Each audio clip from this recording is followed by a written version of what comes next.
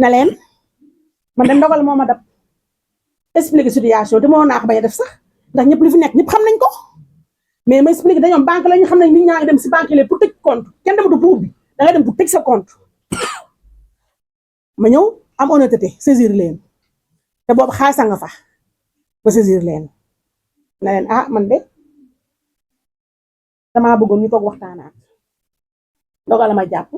expliquer ñii ba ñëwee nu ñu songee ñun ñii expliquer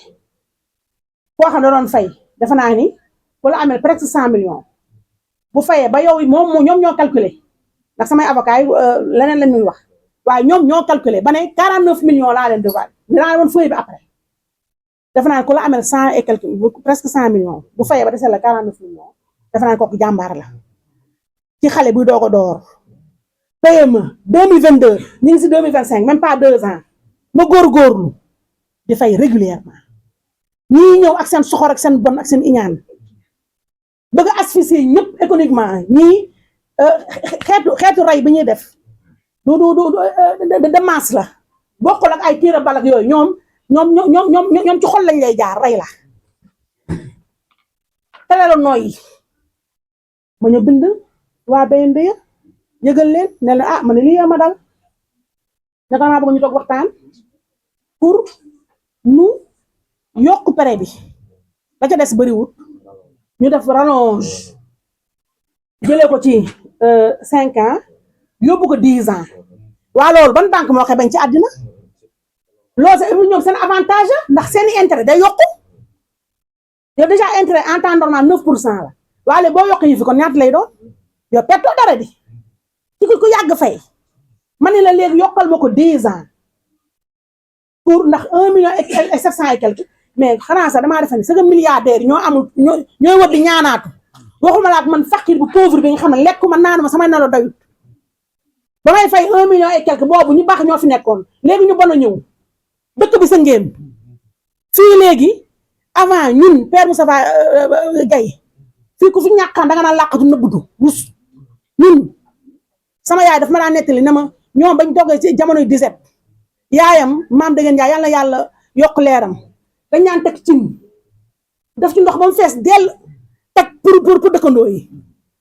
boobu ñàkk gàcce la woon waaye léegi ñàkk du gàcce léegi fii ñàkk Sénégal léegi sous ces deux là ñàkk c'est une fierté nationale ce n'est plus une honte challenge la merci Ndeye Fatou challenge la léegi fi ñu toll ni concours ka moo gën a pauvre la fi ñu toll ku dem prison sax dañ naan teg nga nag Adama Fall nga xam ne min na prison teg nga maa du lu ñeen concours mos naa yow mosoo ñun léegi wañu concours di doomi ni nee naa ko yow ñii ba ngay nekk journaliste ba musu am buzz kañ nga am buzz ba ngay dugg soo yaa jaañ ba ki dem bañ ko dugal ci kaaf man na ma jee waxal man na ko gannaaw sa buzz bi ñaane naa la mu ne ma mbalee fi mu toll ku yónn ñun ñëpp dañuy ñaan yàlla moo tax dégg naa waa Pastef ni di soxor naan les gens font exprès pour dugg prison mais ñoom loolu la ñuy yéene mais on va pas être là à pleurer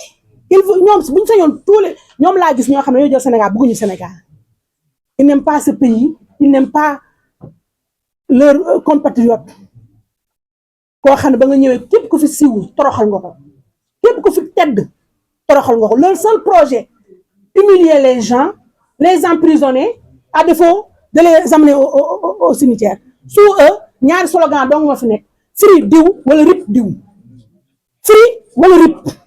loolu ngay dégg mooy challenge bi free rip chaque jour saa boo xëy suba dooy dégg convocation diw convoqué diw nañ ko convoqué doo dégg si ngeen ñu inauguré ñun bi ñu dégg Macky Sall loolu Abdoulaye du mu waxoon travailler toujours travailler encore travailler Macky Sall ne émerger nu mu ne inauguré toujours inauguré Mbaye Pekh daal lan la ko wooyee woon président inauguré sunu maam kii El Hadj Mansour Mbaye loolu la doon wax ci Abdou Diouf ak kii gardien de la constitution ñii amuñu way benn way la ñu am mooy free rip saa bu ñu xëyee suba ñun ñu si tension la ñu nekk ndax ñaari xale yoo xam ne moo tax nee naa malheureusement ces gens là ont sacrifié notre génération Sénégal yi dootuñu wóolatu benn xale ñii li ñu liggéey tey suba la ñuy xam lan la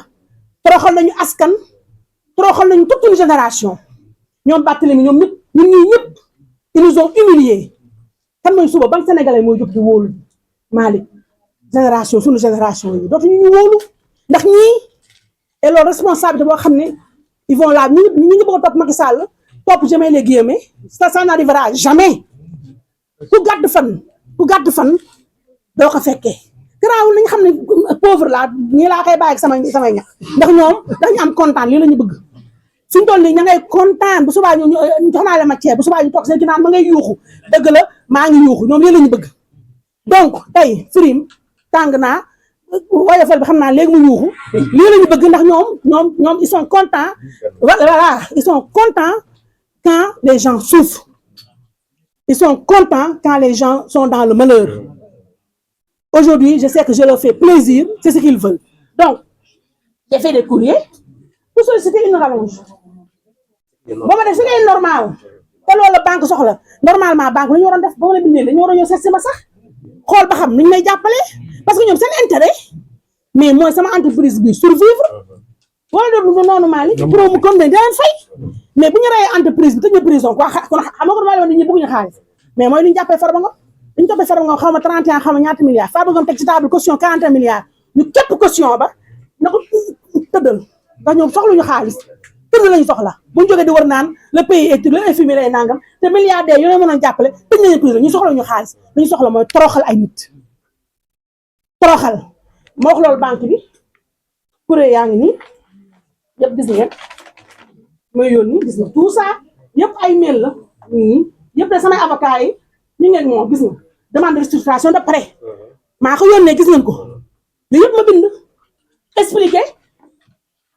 na leen damaa nekk si ay difficulté yokk leen pour mën a wàññi li may remboursé ndax 1,7 million ci koo xam ne amoo loo lekk ñii tëj seen lépp arrêté seen lépp ma bind ko te di nga leen bind ñu toog lu yàgg du ñu toon faalewuñu may dox sama activité ndax defe naa ni yi ba ñëwee ba tey chaque jour yaa ngi fu la 15 jotee yaa ngi tiit di lijjanti nooy fayee ndax gor laa ñu toog seen faalewuñu la ñu toog ba ma fàtte ko ba affaire kii ñëw ministre boobu ñëw communication ñu dégg ay reconnaissance ak nangam sangam ak yooyu xam naa ñu daal di ma doog a tontu ñu tontu ma yónnee ma mise en demeure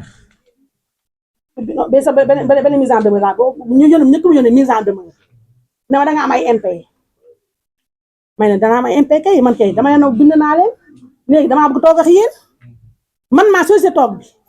même pour toog ba sax xuloo naa seeg ñoom. bañ ñàkk pexe dama kaay toog boobu reconnaissance yi ñëw xam naa ñu ni bëgguñu ko surchargé ak yi ñu def semblant ñu woo ma dem toog devant ak sama chargé de compte foofu nit ku baax ma koy nuyu bu ma tudd turam di ko exposé ak chef d' agence bi ma dem toog un certain monsieur Diop mooy chef d' agence bi ma dem toog ak moom expliqué wax leen li ñu dal ñu posé ma question ne ma waaw léegi yow lan nga xalaat pour redéployer sa entreprise redynamiser ko ma wax ko ma ne ko man sax damaa ubbi ma ne ko man ubbi naa def naa bii ma sama deuxième conférence parce que àddina mais la première que j'avais faite c'était pour lancer un institut de formation pour xale yi ñu ñëpp profité ci expérience duudu sama bos ak ñoom seen ma wax leen loolu leneen tamit ubbi naa ay journaux ainsi de suite ba pare ne leen tamit dama sax souscrire ci serveur vocal Orange ñu ne ma ah bon serveur vocal mën na leen wéy mais serveur vocal kon xam ne ni ñun ñi nga xam ne ci média classique lañu nekk ñun xam nañu intérêt serveur vocal ndax wékk ci YouTube erreur la YouTube moo yor ay règle bu xëyee suba saa yu xëyee suba ne la yow mois bi lii nga am mois bi surtout que man maa ngi doog a commencé ñii ak seen ay signalement mois bi laa doog a commencé di am 500 000 francs CFA benn yoon la ma YouTube musa fay 3 millions et quelques ñoom ñi ma janool nga xam ne ñoom a gën a miin réseaux sociaux yi te ñun rek la ñuy topp seetaan ñun ñi ànd ak ñoom ñu àndal ak ñun ñoom la ñuy seetaan ci lañ commencé mooy après législative yi ci lañ commencé di ma signaler YouTube di ma sanctionné parce que YouTube ñëpp xam nañ ko te man ci loolu laa ko xamee buñ la signalé YouTube moom dafa am présomption de culpabilité dafa am présomption d'innocence mais YouTube man damaa découvrir ne ce que lu muy appliqué mooy présomption de culpabilité dafa jàpp ne Malick Sy mu jóg osé bind courrier saisir YouTube ne ko Aïssatou Diop Fall dafa utiliser sama œuvre à mon insu sans mon aval dafa jàpp ne Malick Sy mii am na fu mu ko teg kon immédiatement en attendant muy enquête man Aïssatou Diop Fall lay sanctionné nu may sanctionné mooy daf may suspendre wàññi sama porté xool kuy doog a commencé nga wàññi portéem YouTube signalé ma YouTube le temps YouTube bi ça prend 10 jours du noonu daaw da waali ça prend 10 jours 10 jours yi nag selon États-Unis bu dee ay férié ak ay fête mu 10 jours mu nekk ay 20 jours donc loolu am naa ci lu mat 7 fois ñu lay songu di la songu bu la ñuy songee tey ñu lay bu la été songee beneen télé jóge fee ay màggal Touba yoo xam ne ñu dem ay micro yëpp taxaw ñu ni non micro bi élément bi ñun ñoo ci ëppale xaw ma 30% xaw ma 90% xaw ma lan ak lan lépp pour wàññi sama portée YouTube dama sanctionné waaye loolu ci koy doog a commencé loolu ba ma ñàkk a pexe la ma sama technicien yi na ma Aïssatou supprimer sa contenu j'ai supprimé tous mes contenus parce que mënumaa toog wan bàyyi wan di xool vidéo yu kii yëg naa xaw ma ci dara surtout que yëpp ay conférence de presse la. presque 50 000 vidéos. presque 50 000 vidéos laa supprimé kon amuma benn revenu YouTube mois bii passé nii mu le 21 bii passé mooy lan mois bi ñu ngi septembre ci laa doog a am 500 000 francs yu woo compte YouTube te 500 000 francs xam ngeen ak impôt yi bu duggee ay 200 000 laa jot ci koo xam ne chaque mois sama masse salariale wàññeeku na de ndax tëj naa sama journal bi tëj sama cabinet bi tëj ay 7 millions et quelque laa amoon léegi nii maa ngi ci 2 millions 500 de masse salariale kon 500 000 ñu fay la ay 300 000 francs